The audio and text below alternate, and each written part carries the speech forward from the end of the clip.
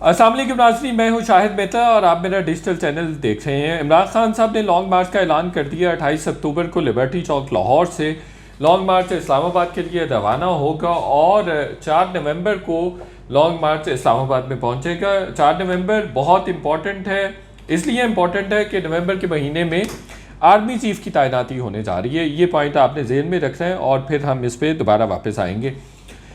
आज भी उन्होंने, इमरान खान साहब ने मुख्तलिफ़ जगहों पर ख़िताब किया। उन्होंने सियालकोट में 2 जगहों पे ख़िताब किया। उन्होंने वहाँ पे लॉन्ग मार्च का ना सिर्फ ऐलान किया बल्कि उन्होंने जो तलबा थे, वकला थे, उनको भी पुश किया, उनको भी मोटिवेट किया कि वो लॉन्ग मार्च का हिस्सा बने। वो इसको इनकलाब करार दे रहे हैं और बहुत बड़ी इनकलाबी जिद्दोजहद भी करार दे रहे हैं। फिर उन्होंने अरशद शरीफ साहब को लेकर मुसलसल नामालूम अफराद पर और डर्टी हैरी पर मुसलसल तनकीद की है, उनको तनकीद का निशाना बनाया है। डर्टी हैरी वो किसको कह रहे थे, इस पर भी बात कर लेते हैं। और अरशद शरीफ को लेकर वो मुसलसल एक बयानिया भी बनाने की कोशिश कर रहे हैं कि इस मुल्क में जुल्म सितम हो रहा है। नो डाउट अरशद शरीफ जैसा जुल्म जो उनके साथ हुआ है वो कभी नहीं हो सकता। हम सारे बहुत ज़्यादा अपसेट हैं उसकी वजह से, बड़े अफसुर्दा हैं। हम सोच भी नहीं सकते थे कि इतने बड़े आदमी के साथ इस तरह से हो सकता है। और वो बड़ा शानदार आदमी था, इतना मुहब्बे वतन आदमी था कि कम ही लोग हैं। वीज़ा तक नहीं उसने लिया हुआ था और पाकिस्तानी परचम में उसने कहा कि मुझे दफनाया जाए।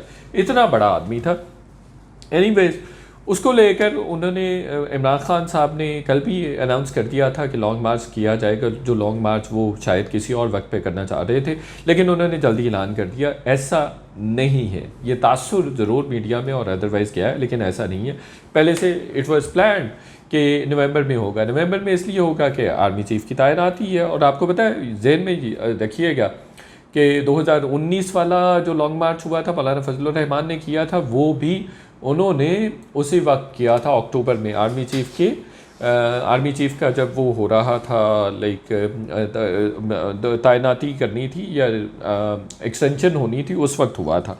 तो ये हमारे यहाँ बहुत सारी चीज़ें नवंबर के इर्द गिर्द घूमती रहती हैं। ये पुरानी हमारी तारीख चली आ रही है। आज उन्होंने डर्टी हैरी को मुसलसल निशाना बनाया तनकीद का। वो उन्होंने कहा वो सहाफ़ियों पर जुल्म कर रहा है, लोगों को दंगा कर रहा है, लोगों को मार रहा है। उनका इशारा मुबैना तौर पर DGISI की तरफ था और पहले भी वो उस तरफ इशारा कर चुके हैं। और वो कह रहे हैं कि वो मुसलसल धमकियाँ देता है और मुसलसल दंगा भी लोगों को करता है। लेकिन उनकी जो रेपुटेशन हमने सुनी है और जो बताई जाती है वो बड़े प्रोफेशनल सोल्जर की है। तो इमरान खान साहब या तो खुलकर नाम लें या इस तरह की बातें उनको नहीं करनी चाहिए। और वो कर क्या रहे हैं, लॉन्ग मार्च क्यों करना चाहते हैं? इलेक्शंस के लिए। इलेक्शंस के हवाले से मुज़ाकरात उनके गवर्नमेंट के साथ हुए हैं। इस बात से जो उन्होंने अनाउंसमेंट की है उससे ये भी बात साबित होती है कि जो मुज़ाकरात गवर्नमेंट के और PTI के हो रहे थे उसमें नाकामी हुई है, उस पर कोई पेशरफ्त नहीं हुई। हालांकि इस्टेब्लिशमेंट सालिस थी उन मुज़ाकरात में, लेकिन डेफिनेटली इमरान खान साहब के कहने पर इलेक्शंस नहीं हो सकते, चूँकि जो हुकूमत है उसका सब कुछ स्टेक पर लगा हुआ है। अगर हुकूमत मार्च अप्रैल में इलेक्शंस करवा देती है तो फॉर एग्ज़ाम्पल अगर इमरान खान साहब नए वज़ीर-ए-आज़म बन जाते हैं, जो कि नहीं बनेंगे, मैं अभी से बता रहा हूँ, नहीं बन सकते। बहुत सारे इसके डायनेमिक्स है, बहुत सारी डायरेक्शंस है, बहुत सारे आस्पेक्ट्स हैं, कभी फिर आपके सामने रखूँगा। He can not be prime minister again, keep in mind.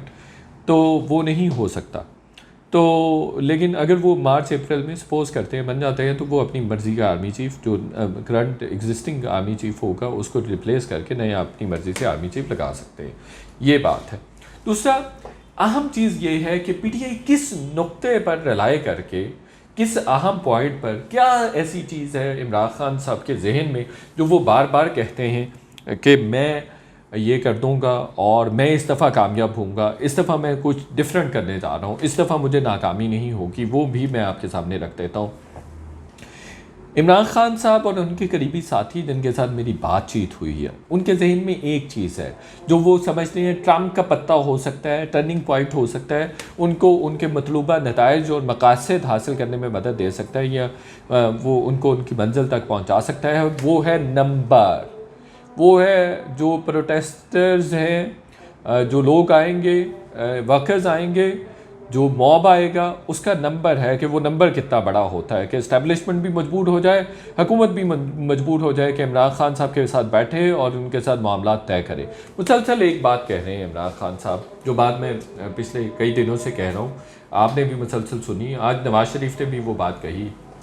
Imran Khan साहब कह रहे हैं कि मैं आर्मी चीफ नवाज शरीफ और जरदारी को लगाने नहीं दूंगा। एक बयानिया भी तरतीब दे रहे हैं कि ये करप्ट है इसलिए नहीं लगाने दूंगा, हालांकि उनका तोशा खाने के हवाले से जो केस है वो भी करप्शन का ही केस है, ठीक है, लेकिन अब फॉरेन फंडिंग का भी करप्शन और मनी लॉन्ड्रिंग का केस है। और मेरी बात आप लिख के रख लीजिए कि जो तोशा खाना का केस है इसमें तो इमरान खान साहब बच जाएंगे, लेकिन जो फॉरेन फंडिंग वाला केस है उसमें नहीं बच सकेंगे। अगले 5-10 साल मुझे तो वो मुकदमात फ़ॉरेन फंडिंग के जो मुकदमा है उसके तहत भुगतते नज़र आ रहे हैं।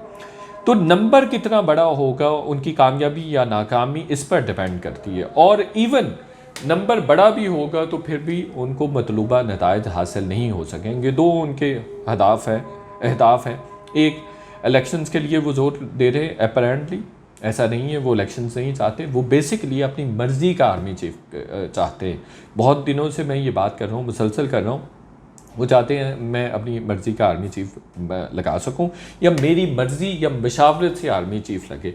ये नहीं होगा, ये इंस्टीट्यूशन भी नहीं चाहता, और इंस्टीट्यूशन भी इमरान खान साहब को ये अलाउ नहीं करेगा कि वो आर्मी चीफ का फ़ैसला करे। इसी तरह से हुकूमत भी नहीं चाहेगी, वो भी अलाउ नहीं करेगी।